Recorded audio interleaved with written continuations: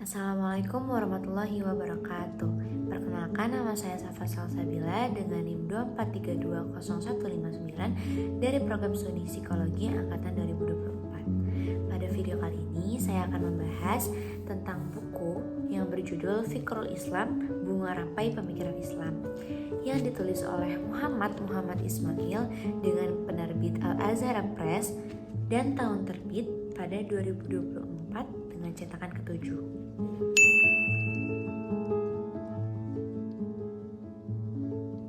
Tujuan penulisan buku ini untuk memberi gambaran hukum terhadap fakta berdasarkan perspektif Islam dan juga sebagai pengingat kita untuk tetap menggunakan ketentuan yang disyariatkan Allah ketika kita berpikir melakukan suatu tindakan dan memutuskan suatu langkah gitu.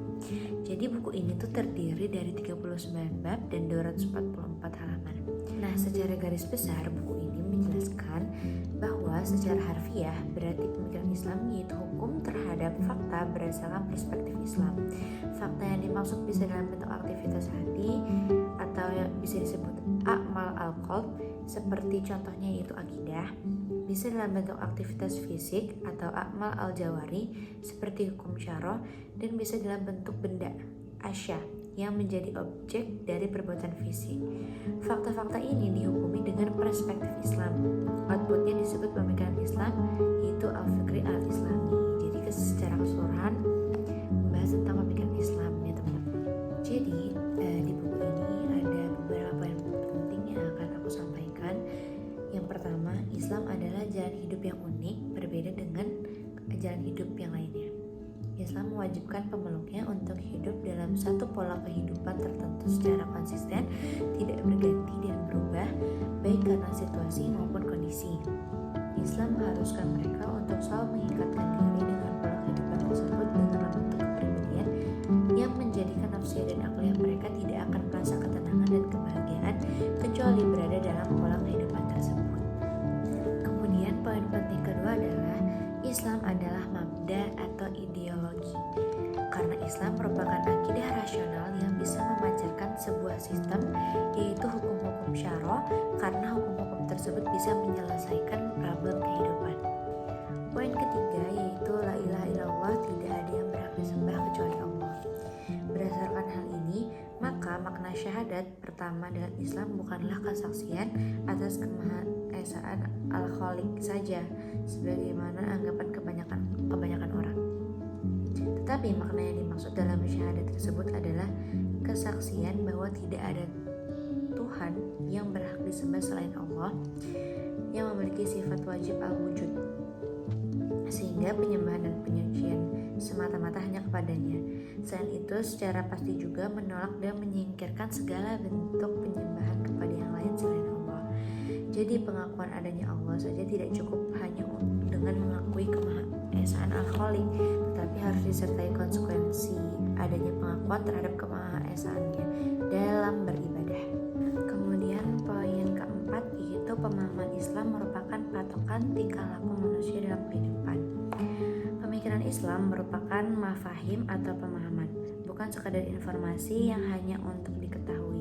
Yang dimaksud pemikiran Islam sebagai pemahaman adalah bahwa pemikiran Islam mempunyai makna yang real dalam kehidupan, bukan sekadar penjelasan tentang benda yang diasumsikan ada oleh logika.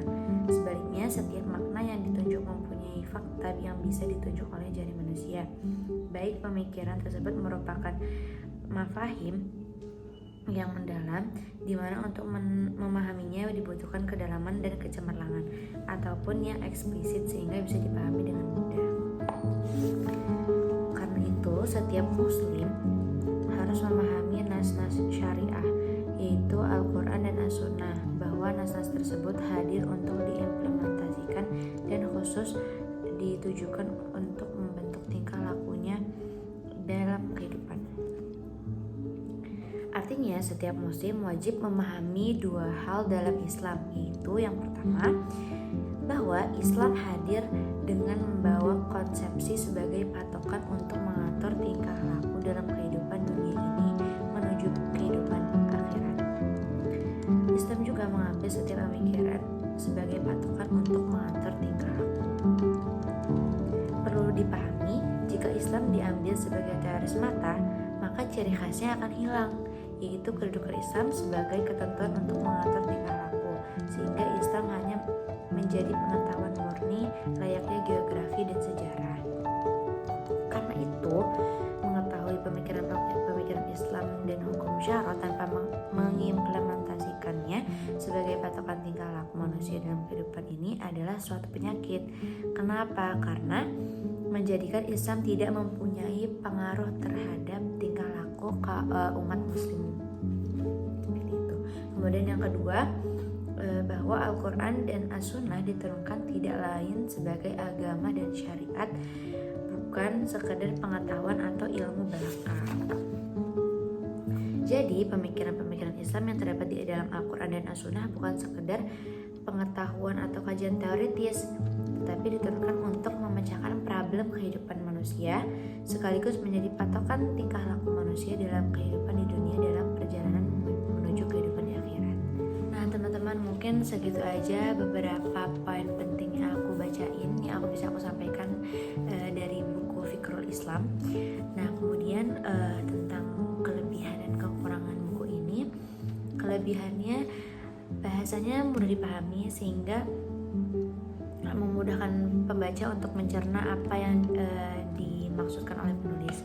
Kekurangannya mungkin fisik bukunya kurang menarik sehingga membuat kita mudah bosan sebagai pembaca, dan juga kurangnya contoh-contoh dalam kehidupan sehari-hari. Nah, dari buku yang sudah aku baca ini, relevannya dengan kehidupan sehari-hari ialah mungkin karena sekarang era digital, jadi sudah tidak banyak lagi mahasiswa atau anak-anak sekolah yang membaca buku karena sudah digantikan oleh teknologi. Nah, sehingga banyak yang kurang aware terhadap ilmu-ilmu yang bisa kita dapatkan ketika kita membaca, sehingga banyak yang melanggar peraturan-peraturan Allah karena tidak adanya pengetahuan yang luas terhadap ketentuan-ketentuan Allah gitu. Jadi mungkin itu sih relevannya dengan kehidupan sekarang. Jadi setelah membaca buku ini, refleksi diri aku jadi lebih ter-reminder lagi bahwasannya ternyata ilmu-ilmu agama ini aku masih kurang dalam pengamalannya di kehidupan sehari-hari, dan juga membuat aku termotivasi untuk lebih bersungguh-sungguh lagi dalam beribadah. Mungkin cukup sekian resensi buku dari aku. Kurang lebihnya mohon maaf. Wassalamualaikum warahmatullahi wabarakatuh.